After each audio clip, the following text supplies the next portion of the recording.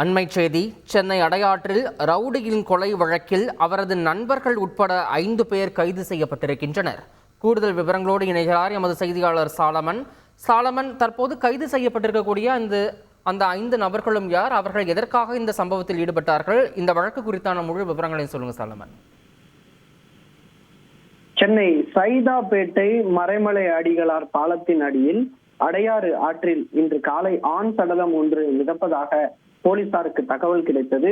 அதன் அடிப்படையில போலீசார் சம்பவ இடத்திற்கு வந்து சென்று பார்த்தபோது சடலம் ஆற்றில் மிதந்து இருப்பது தெரிய வந்ததை அடுத்து உடனடியாக தீயணைப்புத்துறைக்கு போலீசார் தகவல் தெரிவித்ததை அடுத்து தீயணைப்புத்துறையினர் சம்பவ இடத்திற்கு வந்து கரையில் ஒதுங்கிய அந்த உடலை மீட்டு விசாரணை மேற்கொண்ட போது 35 வயது மதிக்கத்தக்க ஆண் ஒருவர் கழுத்து அறுக்கப்பட்டு உயிரிழந்திருப்பது தெரிய வந்தது.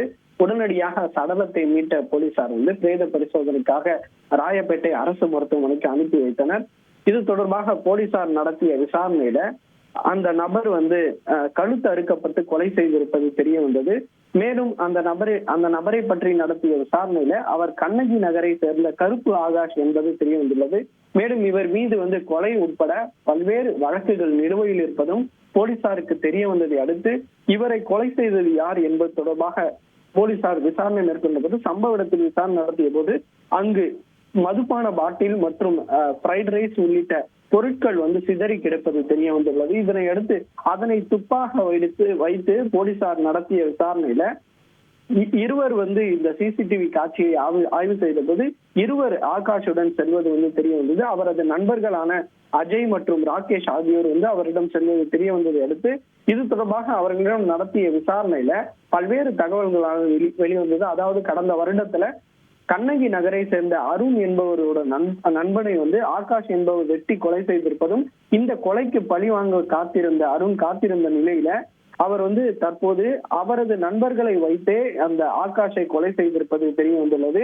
இதனை அடுத்து ஆகாஷை கொலை செய்த அஜய் மற்றும் அவரது நண்பர்களான ராகேஷ் உள்ளிட்ட 5 நபர்களை தற்போது போலீசார் கைது செய்துள்ளனர்.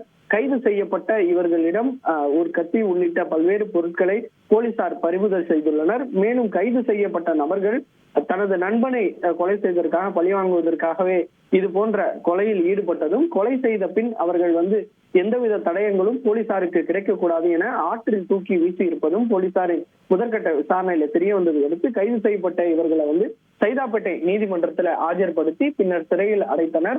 இந்த சம்பவமானது அப்பகுதியில பெரும் பரபரப்பை ஏற்படுத்தியுள்ளது. கூடுதல் விவரங்களுக்கு நன்றி சாலமன். செய்திகளை உடனுக்குடன் தெரிந்து கொள்ள உடனே சப்ஸ்கிரைப் பண்ணுங்க.